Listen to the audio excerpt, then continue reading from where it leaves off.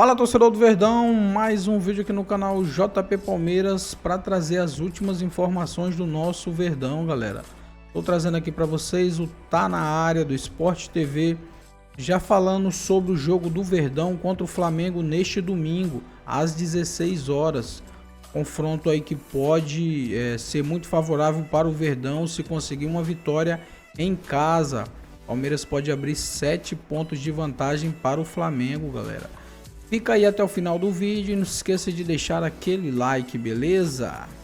Esse confronto, né, que não vale a liderança nessa rodada, mas claramente é uma briga direta pelo título, porque são dois concorrentes em quase tudo que disputam, né? Palmeiras e Flamengo nos últimos anos vem travando esses duelos interessantes, né? O jogo acontece no domingo. A gente tem aqui, para botar no nosso telaço, uma comparação, né, de como esse duelo é interessante. De um lado, nesses últimos anos, vem tendo o mesmo treinador e do outro troca com certa frequência, né? Aquela arte que a gente já está acostumado, né? O Abel Ferreira já nesse período longo sempre tem essa comparação, sempre choca de certa forma, né? O Abel desde o fim de 2020 no elenco do Palmeiras, né? Como técnico do Palmeiras. E aí temos Domenech, Rogério Ceni, Renato Gaúcho, Paulo Souza, Dorival Júnior, Vitor Pereira, Sampaoli, Tite e Felipe Luiz, que pela primeira vez como treinador vai ter o Palmeiras pela frente num compromisso complicado. É fora de casa.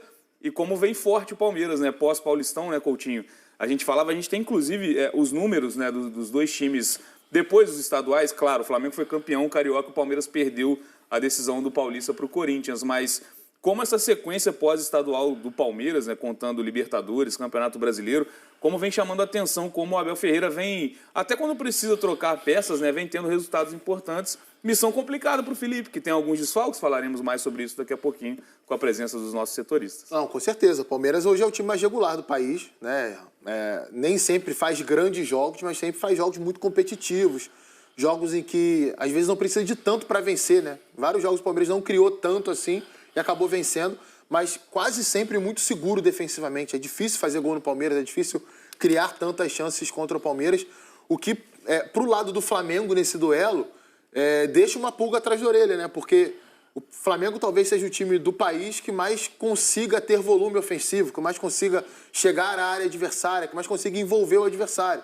Mas nem sempre, nem todo jogo consegue ser tão preciso, tão letal quanto é o time do Palmeiras. Então, acho que isso é uma dinâmica que vai estar muito presente nesse jogo e o Flamengo vai ter que repetir os dias de grande precisão, como, por exemplo, as goleadas contra Corinthians e Juventude, não que vá repetir esse placar, mas tentar se aproximar daquele nível de efetividade ao criar as oportunidades. E o Palmeiras vai tentar repetir aquilo que tem feito. É verdade também, né, que dentro dessa sequência, né, o Palmeiras não encarou um time com poderio técnico do Flamengo.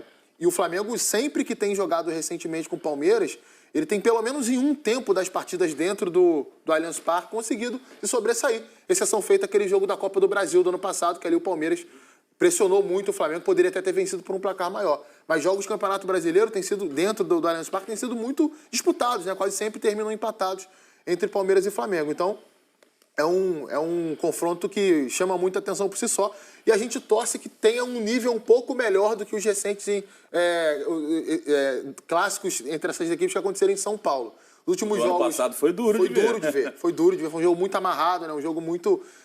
onde basicamente ali, as equipes não quiseram se expor tanto, deixaram isso muito para a reta final do jogo, e os jogadores mais cansados. Tomara que seja uma partida mais aberta, mais dinâmica dessa vez. Tanto o Palmeiras quanto o Flamengo tem potencial para isso. Temos os números, né, que eu falei depois dos estaduais, né, de como Palmeiras e Flamengo vêm nessas partidas. Né, são 16 jogos para cada, né, e aí contando Copa do Brasil, Brasileirão e Libertadores. Palmeiras tem 14 vitórias, um empate e uma derrota. Né, o empate contra o Botafogo na estreia do Campeonato Brasileiro e a derrota em casa. Né, os dois tropeços do Palmeiras nesse período são no Allianz Parque, inclusive a derrota para o Bahia no Brasileirão por 1-0. Flamengo com 16 partidas também, 9 vitórias, 5 empates e 2 derrotas, né, Betão? Que mostra que o Flamengo... acho que está com tudo nas mãos para se classificar na Libertadores, porque tem um compromisso bem acessível jogando em casa contra o Táchira. Mas teve uma fase de grupos que teve momentos conturbados, né? O Palmeiras conseguiu levar com maior tranquilidade, até para dosar a minutagem de alguns jogadores nesse momento. O Palmeiras conseguiu fazer a sua fase de grupos limpa, linear e circulando o elenco, né? Rodando esse elenco. O Palmeiras muito bem, assim, o melhor time, né? Não sei se ele é o melhor time em pontuação, mas É o time que eu acho mais dominante da Libertadores dessa É o primeira melhor em fase. pontuação. Já tem a melhor campanha. Já tem a melhor campanha, né? aproveitamento, Muito bem, enquanto o Flamengo tem repetido isso, né? Todo mundo eu achava que seria diferente pelo trabalho do Felipe, já dando uma sequência, mas foi muito parecido com os últimos anos. O Flamengo muito hesitante na fase de grupos contra adversários claramente inferiores, mas o time dá um bloqueio ali, assim, um jogo do Córdoba, assim, pegando só o Felipe, né? É um jogo assim que você olha e não parece que é a mesma equipe treinada pelo Felipe Luiz. Tem um apagão no time, tá pagando muito por isso. Mas quando você olha ali a diferença do Palmeiras pro Flamengo, Palmeiras com mais vitórias, Flamengo com mais empates, a questão é muito. Eu acho que se passa pelo baixo poder de decisão dos jogos do Flamengo. O Flamengo, eu acho que é a equipe do Brasil, é a única equipe do Brasil que entra em campo para dominar o adversário. O tempo todo, o pensamento é esse.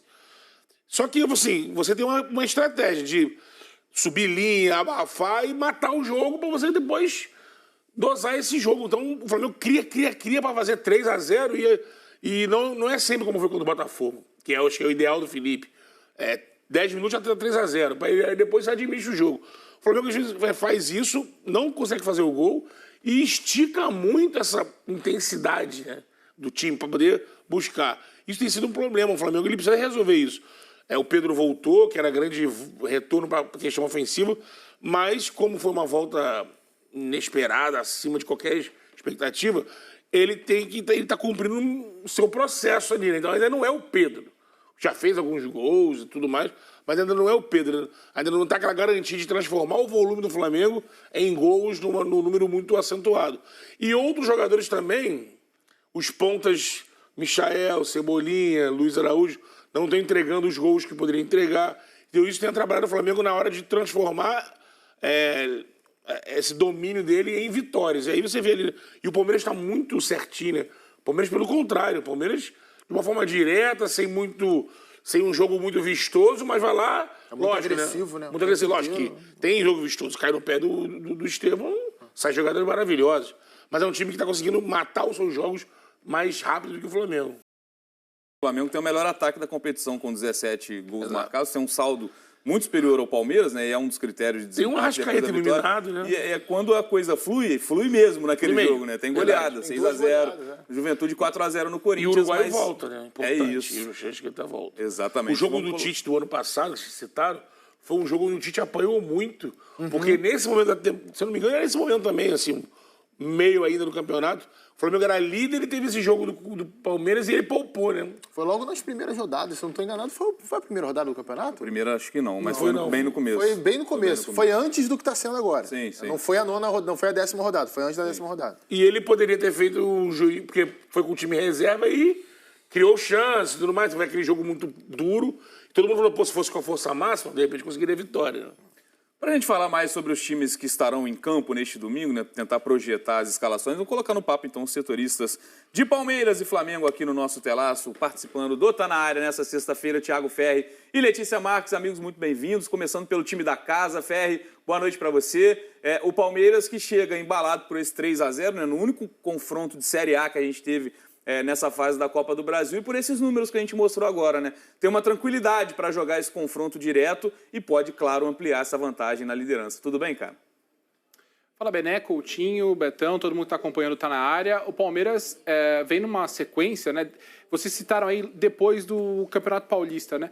O Palmeiras estreia no Campeonato Brasileiro contra o Botafogo, ainda sem mudar o esquema, né? A partir do jogo seguinte contra o Sporting Cristal, tem essa mudança aqui com ou Bruno Fux, ou Marcos Rocha, ou o Giai ali mais preso pelo lado direito, o Estevão um pouco mais por dentro ali ao longo do tempo. Então, o Abel, desde que o Abel encontrou a atual formação do Palmeiras, são 14 vitórias em 15 jogos, né? Só a derrota para o Bahia nessa sequência. Então, é um momento em que o Palmeiras conseguiu uma tranquilidade que não tinha no começo da temporada. Os jogadores mesmo falam que agora o momento está muito leve, porque até o Flávio Lopes falou depois do treino de hoje que todo mundo está em boa fase, né? E tá meio que assim, porque o Palmeiras está mudando 4, 5 jogadores a cada partida e continua ao seu estilo tendo um desempenho competitivo e conseguindo bons resultados. O Palmeiras tem a melhor campanha já garantida da primeira fase da Libertadores, está classificado para as oitavas de final da Copa do Brasil depois de enfrentar um time da Série A do Campeonato Brasileiro e, de qualquer forma, vai terminar essa 10ª rodada como líder do Brasileirão, porque tem 4 pontos de vantagem para o Flamengo. Mesmo que o Palmeiras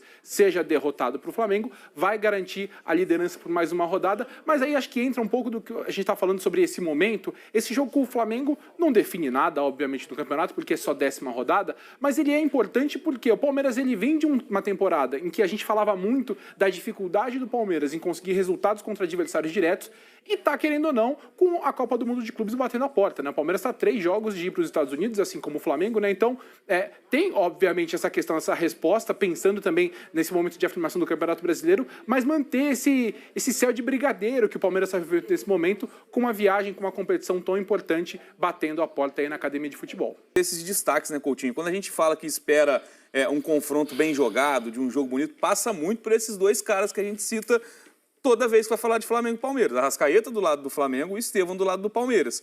Dito isso, os 2 treinadores têm muita competência para montar esquemas para tentar reduzir a influência desses 2 caras no jogo. Tentar anular o Estevão, né, no caso do Flamengo, e tentar anular o Arrascaeta, né, do lado do Palmeiras. E acho até que não seja tão difícil a gente projetar o que eles devem pensar para que isso aconteça. No caso do Flamengo é ficar com a bola. O time do Flamengo é um time que ele se defende também com a bola, ele quer ter a bola o tempo inteiro, até por isso sempre vai marcar no campo de ataque, sempre tenta valorizar a posse, não de valorizar, de ficar enrolando, mas de ter a bola o tempo inteiro mesmo, de dominar o adversário dessa forma. E aí você tira a bola do pé do Estevão. No caso do Palmeiras, é um time muito agressivo para marcar, e dentro do Allianz Parque costuma fazer isso, com encaixes de marcação bem definidos, então os jogadores entram em campo sabendo ali o adversário que vai cair no seu setor, e esses caras eles vão fazer esse combate até a jogada acabar. Não importa se o ponta direito do Flamengo circulou lá para o lado esquerdo, o lateral esquerdo do Palmeiras ele vai acompanhar até o final da jogada e depois ele volta para o setor dele. E muitas vezes até em jogos contra o Flamengo, que isso já aconteceu também, o Abel trabalha sem sobra na defesa. Então, adianta a marcação, 1 para 1, deixa basicamente o goleiro com a bola e tenta inutilizar a linha de passe. E desse jeito vai tentar impedir que a bola chegue ao Arrascaeta. É claro que isso não vai ser o jogo inteiro, mas em boa parte do jogo o Palmeiras deve fazer isso. E quando recupera a bola é um time muito vertical, né? Um time que ataca a área com muita gente, que tem jogadas muito bem trabalhadas, muito bem combinadas, aliás, rotas muito bem definidas até chegar à área adversária. E tomara que a gente veja um bom duelo, não só tático, não só físico, mas também de talento desses 2 caras que têm características diferentes, mas que entregam aí muito um nível de jogo de fantasia, né? De uma magia muito legal de ver. São 2 craques, né? A gente falar do futebol brasileiro, falar do nosso campeonato, né? São 2 jogadores que a gente sempre espera algo diferente, né, Betão? O Arrascaeta é um dos artilheiros, inclusive, né? Tá fazendo muitos gols no Campeonato Brasileiro. Tá junto com o Verratti na artilharia. Voltando, né, a ter aquela forma de Arrascaeta Prime, digamos assim, né? Porque nos últimos anos a gente falou das questões físicas, né? De como a sequência dele não vinha sendo muito boa, não tinha uma sequência grande de grandes atuações. É nítido o cuidado com ele, pelo né? Flamengo, exato. Em 2025, ele, no Campeonato Brasileiro, principalmente, ele consegue engrenar e voltar a ser esse grande jogador. E o Estevão, num momento de despedida, né? Tá fazendo aquela reta final pelo Palmeiras. Tem esses 3 jogos antes da Copa do Mundo de Clubes, vai jogar a Copa pelo Palmeiras antes de ir para o Chelsea. Também é aquele jogador que enche os olhos, e ontem a gente viu no jogo no Allianz como a torcida já tá naquele gostinho de adeus, né? Já se despedindo de uma partida. Aí ele faz um gol daquele, né? Faz 2 gols, um deles um golaço, né? Da chapéu, da caneta, enfim. Vai se despedindo. Então são jogadores em momentos distintos, né? O Arrascaeta, anos de idolatria sendo fundamental para o Flamengo nessas conquistas. E o Estevão nesse período curto que a gente está se acostumando, né? Quando uma joia surge no futebol brasileiro, e infelizmente a gente sabe que vai contar com ela por aqui durante um período curto. Passou mais 2 histórias, porque o Felipe Luiz foi muito feliz quando ele disse que o rubro-negro e o brasileiro que assiste futebol e gosta quer agradecer ao Arrasca por ter escolhido viver os melhores momentos da vida dele aqui. E a gente tem que se contentar com ele. Ainda bem que existe ainda essa possibilidade, porque os nossos grandes jogadores a gente tem que ver, assistir e ir embora muito cedo. Como o Estevão, como o Vini estava vendo o documentário do Vini, como ele saiu novo daqui, né? Jogou o Brasileirão, ainda conseguiu ser importante ali no Flamengo. O Hendrick, que saiu antes do Estevão. E a gente tem esse alento com os gringos que a gente consegue trazer para cá numa idade boa e vê-lo jogar aqui, eles desfilarem esse futebol. O Arrasca é um talento que, pô, a gente agradece de estar acompanhando, porque é um jogador que, quando consegue jogar no seu prime, é algo... O que ele tem feito nesse início de brasileiro aí, cara, jogando mais perto do gol, o Felipe também muda, mexe um pouco com ele, estava até rabiscando aqui, sem esses nomes no meio campo, né? Imagino que ele deve jogar com o Everton Araújo e o Gerson na volância ali, né? E aí o Arrasca ali mais próximo pela esquerda. O trio que ele tem usado mais é o Michael, o Pedro e o próprio Cebolinha. Varela, Alexandre, aí não sei se na zaga... Eu gosto de Ortiz e Danilo, mas o Léo Pereira é o companheiro do Ortiz, né? Mas, cara, é um time que, mesmo desfalcado, tem condições de chegar lá no Allianz e fazer um jogo competitivo e de igual para igual para buscar a vitória. Acho que e a expectativa de um ótimo desempenho. O detalhe com o Everton Araújo jogando, mais uma vez, que ele já utilizou contra o Botafogo da Paraíba, que eu estava lendo até aqui no próprio GE, né? O Felipe, pô, ele dos técnicos, que mostramos tantos técnicos ali desde o Jorge Jesus, desde 19 é o técnico que mais usa a base. O Jesus já tinha feito isso em 19. A gente analisa muito porque o elenco era um elenco que dependia da base para sua sustentação, né? No banco tinham muitos garotos. E tanto que em 2020 o Jesus pede reforço, chega Pedro, chega Michael, Léo Pereira, o zagueiro também, que era do Santos. E agora é um Felipe que tem utilizado muito.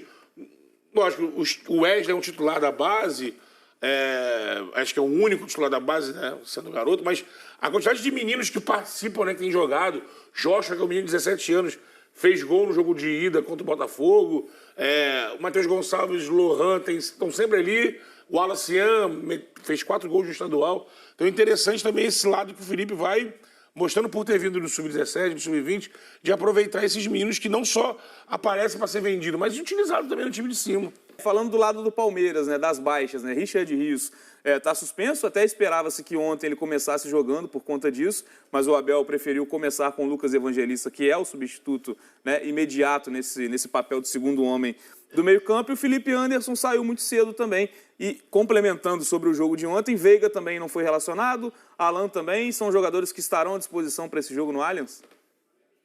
Começando pelo Felipe Anderson, ele saiu com 11 minutos de jogo, sentiu dores na coxa direita, gerou uma preocupação, mas é menos grave do que muita gente imaginava, porque ele não tem uma lesão, ele sofreu um edema na coxa. Me parece que dentro do Palmeiras é fato de que há um controle de carga muito minucioso pensando na Copa do Mundo de Clubes. O Abel quer tentar chegar com o elenco mais saudável possível para a competição nos Estados Unidos, então tem feito um controle de carga frequente. Por isso que a gente vê o Palmeiras mudando tantos jogadores, em alguns momentos, a gente, por exemplo, fica muito na expectativa de ver o Paulinho jogar, e o Palmeiras sentindo muito cuidado com o Paulinho nesse retorno da cirurgia que ele teve na canela, pensando também na Copa do Mundo de Clubes. Então me parece que o Felipe Anderson sentiu já um incômodo, já pediu para sair, e aí foi diagnosticado apenas com edema, então é um problema, não deve jogar contra o Flamengo, mas não é um problema grave, então é uma notícia não tão ruim para o Palmeiras. O Rafael Veiga ficou fora da partida contra o Ceará por conta de um quadro de lombalgia, mas ele treinou nesta sexta-feira, assim como o Alan. O Alan já sido só preservado, entra nisso que eu falei, dessa questão de controle de carga, né, controle de minutos dos jogadores, pensando na Copa do Mundo de Clubes. Então, o Richard Rios está fora, Lucas Evangelista é o substituto natural, é quem deve ser titular contra o Flamengo. Aí o Abel ele tem feito mudanças frequentes entre os volantes. Então, Emiliano Martinez e Aníbal Moreno brigando pela posição da camisa 5. E aí, na frente, o ataque vinha sendo Estevão, Facundo Torres e Vitor Roque. O Facundo vinha numa sequência de 20 jogos seguidos como titular, e aí bateu no momento em que o Abel falou, não, eu preciso dar um descanso também para o Facundo, e aí entrou nesse controle de carga. O Facundo tem sido reserva com alguma frequência nesses últimos jogos. E neste cenário, o Maurício foi titular e aproveitou bem. Acredito ter sido um dos destaques do Palmeiras contra o Ceará. Até uma estatística que me chamou a atenção.